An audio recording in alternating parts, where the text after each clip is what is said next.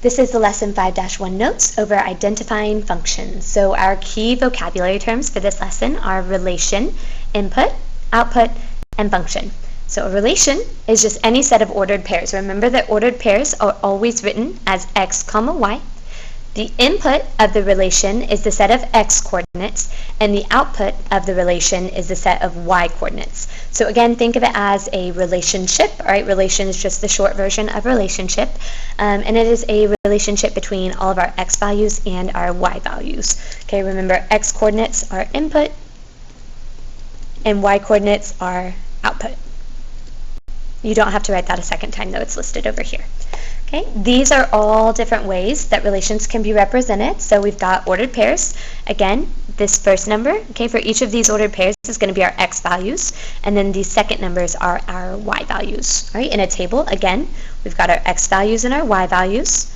Okay, in a mapping, remember the input is our x values, output is our y values. So notice that for each of these ordered pairs, tables, and mappings, typically our input, okay, the x values is always going to be on the left side, and the output, the y values, will always be on the right side. All right, if we see that relation represented by a graph, okay, it might look like this. We've got several different points, but again, right, it's just, we could list all of these points as ordered pairs. This one, for example, would be 0, -1, 0 being the x value, -1 being the y value.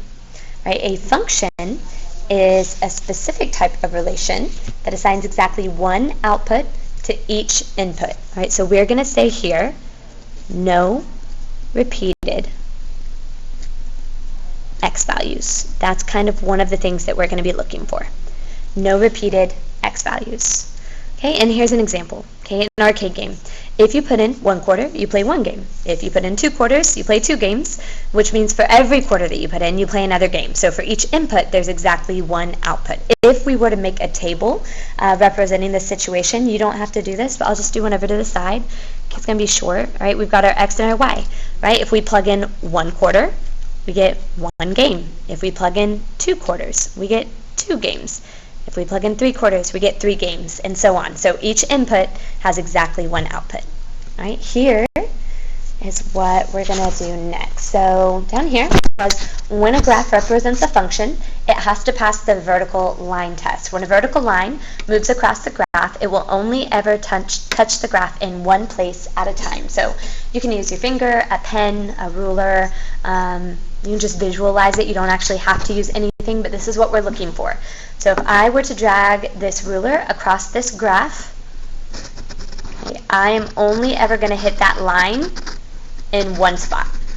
Only in one spot. So I'm going to draw this to represent what I'm talking about. This is going to be my line. Okay, so vertical line test. We drag something vertically across the graph, okay, and that line can only hit the point in one spot. And anywhere that we were, even here, anywhere we were to draw this vertical line, okay, for the vertical line test, it's only going to hit one spot on the line. But this one would not pass the vertical line test because I've got my vertical something and I draw it across the graph. All right, it passes up until like this point. Here is where it starts to fail, and it's going to fail the vertical line test from here to here. And then it would start to pass again. However, if it fails the vertical line test in any one spot, okay, then the graph is not a function. So here's what we're going to write for our notes. Over here, we're going to write is a function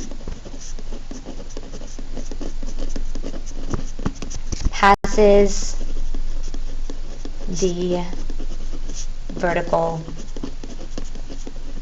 line test. And then on the right side, I'm going to draw a vertical line somewhere where it fails. So you could choose anywhere. Okay, if I were to draw it here, see how it hits this line in 1, 2, 3 places. Okay, even if you draw the vertical line here,